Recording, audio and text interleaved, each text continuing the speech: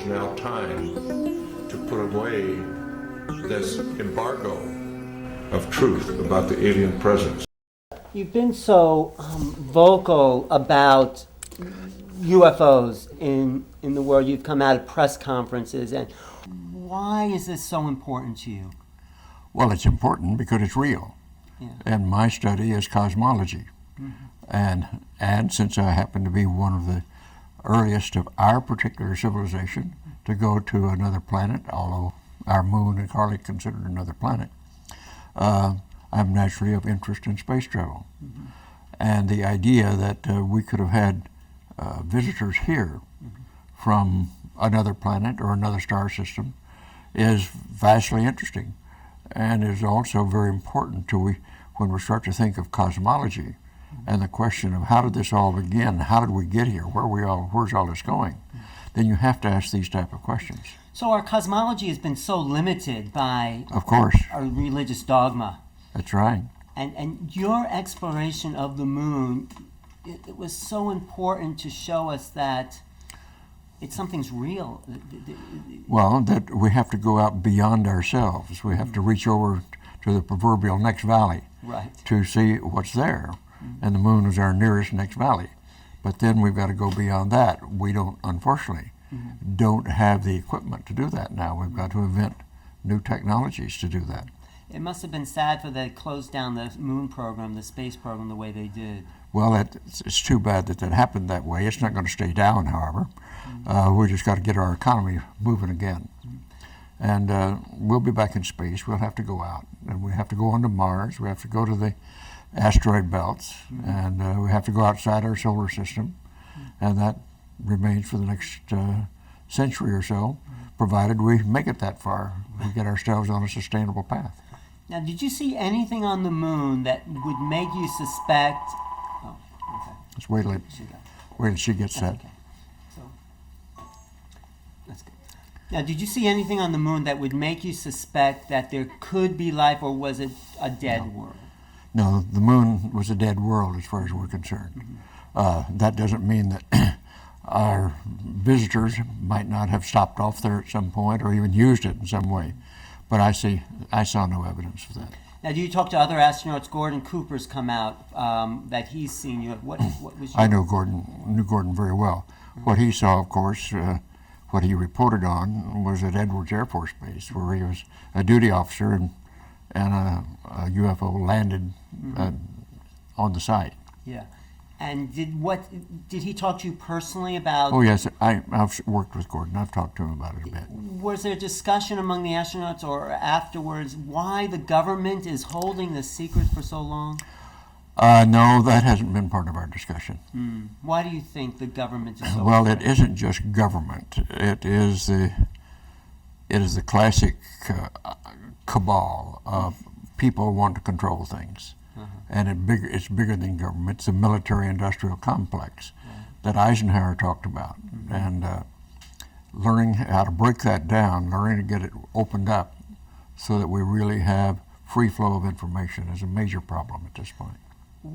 But why do you think this military complex is so intense? Is it control? Profit motive. Oh, it's all profit. I imagine it's rooted in the profit motive. You know, it's so and interesting. controlling these types of technologies. Yeah, because they'll lose that control if they acknowledge that there's... Essentially, yes. No, it's so interesting. You are from Roswell, New Mexico. You were born. Yes, I did grow up there. That's true. And growing up, you were around in '47 when the ship landed. I was headed off to college when that happened. Yeah. But you came back, and some of the locals would talk to you after you. That's right. And what exactly did they tell you? Well, they essentially said that the Roswell incident was real, that they had been involved in certain aspects of it, and they knew it was real. And one of our family contacts, family friends, was a military officer at the local air base, and he assured me after the fact that it was real. And so how did you feel? What was, you went to the moon. You didn't think any life was out there maybe at the time, but then what was the moment when you realized, hey, there might be something here? Well, I've always realized that there might be that. Uh-huh. It's always a possibility. but we didn't have the hard evidence. You know, I'm a scientist, I want evidence. And so we have to have evidence that these things work however they work. But you have seen evidence now. You've seen photographs. Well, I've seen enough evidence. I have worked with many of the leading research people in the alien UFO field. Although I've not had personal first-hand experience, I trust these individuals who are good scientists and well-recognized, well-known people that have worked this field for quite a long time. I know you came out at the Exopolitics conference, at the press conference, sort of demanding the government tell the truth. No. Well, as I've learned subsequently, it's not all government. Yeah. And it's certainly not our political form in our government. It's deeper than that.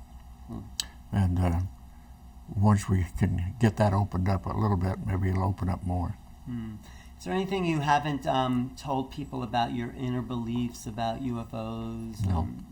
No, I've, well, the deeper belief is starting to emerge. The evidence, they have been coming here for a long, long time and have been influential in the evolution of our civilization on Earth, and probably very instrumental in our lore, particularly our religious lore and the cosmology coming out of how we came to be here.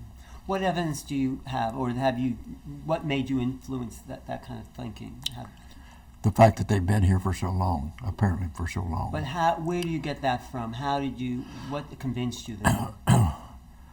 Well, for example, just some hard evidence. In one of Michelangelo's paintings, there's a UFO in the sky. I've seen. And that goes back a few hundred years. I know, I've seen And then there'd been quite a bit of writing from different groups and other evidence. Is it all solid, good, solid stuff? No. But is it plausible? Yes. And until we can get more hard evidence, then we'll have to go with that. You know, just to finish up, you know, you went as far out into space as human beings have gone.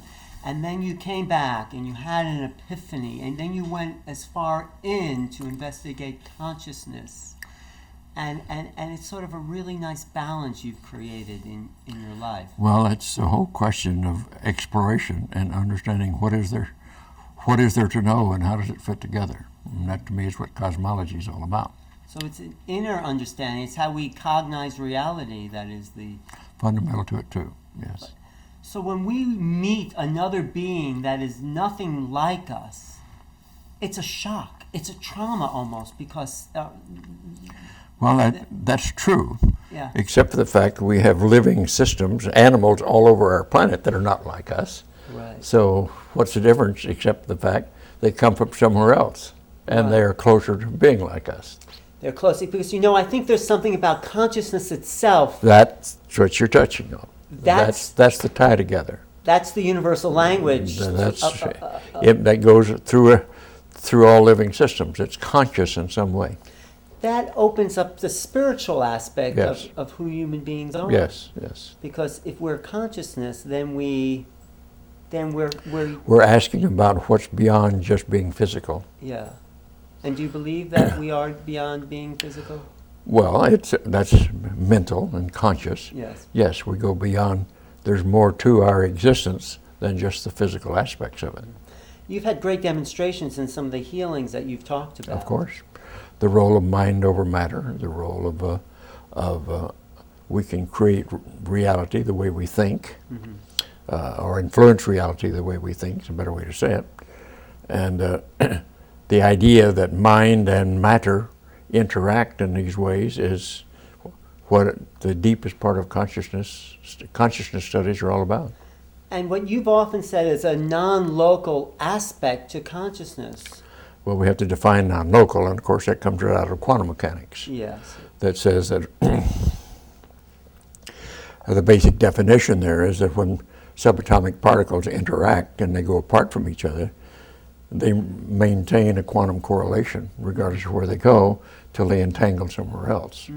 And that's quite a different thing than the classical way of looking at things. So you're talking about particles, but consciousness isn't particle, is it? It's Well, but certain particles can be conscious. Ah, okay. And that's because when this guy, Adam, did the healing for you, he wasn't near you. He was able to send his... But that's right, we're talking about information and intention can transcend the physical form that's there. So really what you're talking about is a whole reorganization of our worldview and belief system. Up to a point, yes, some of it. But see, there have been certain disciplines and traditions that have had these ideas for a long, long, long time. Right. The mystical tradition. The mystical traditions. But bringing and putting them together with science is quite a different thing. And this is what Noetics... And that's what we've been doing. And yes. that was a brilliant move to create an institute dedicated to a new way of looking at science. Yeah. And all we were doing was healing a 400-year-old flaw in philosophy. Right. The split between... The split between mind and body. Right. And the fact that religion has co-opted something that is... Life is an emergent property of the universe. Well, it's an evolving property. Let's use that. Emerging and evolving. Mm-hmm. And we continue to grow, change, and learn. Mm-hmm. And let's hope that we continue to do that. I say in my lectures quite frequently, we think we're pretty smart, but we're just barely out of the trees. We're still just discovering. That's right. And you also say 100 years ago, your family came across America in the horse and wagon. That's right. Covered wagons pulled by horses, a little over 100 years ago. So in 1,000 years from now, imagine. Where we be. It's hard to imagine it. What is your vision for the future, if you can just... Well, we will have to go off the planet. We will have to move into other star systems. Our star system here, our sun, will burn out in due course. Mm-hmm. If we're going to survive as a species, we have to be gone. We have to be somewhere else. Mm-hmm. We've got a little time to do that, of course. Yeah. But if we're to survive, we'll have to go forward. And see all of the other perhaps visitors that we have, their suns burn out too. Right. So they've had to be universal beings. And that's where we have to be headed. Right. Thank you. And the planet itself needs to come together in ways it has not. Humanity. Well, that is for our own survival. If we're going to use it and make it last for as long as we possibly can, we've got to quit destroying it and misusing it and using up resources faster than we can put them together again. And I think we're in a transition for that. I think we are. Let's hope so. Let's hope we are. Thank you, Edgar, for all your work that you have done. Okay.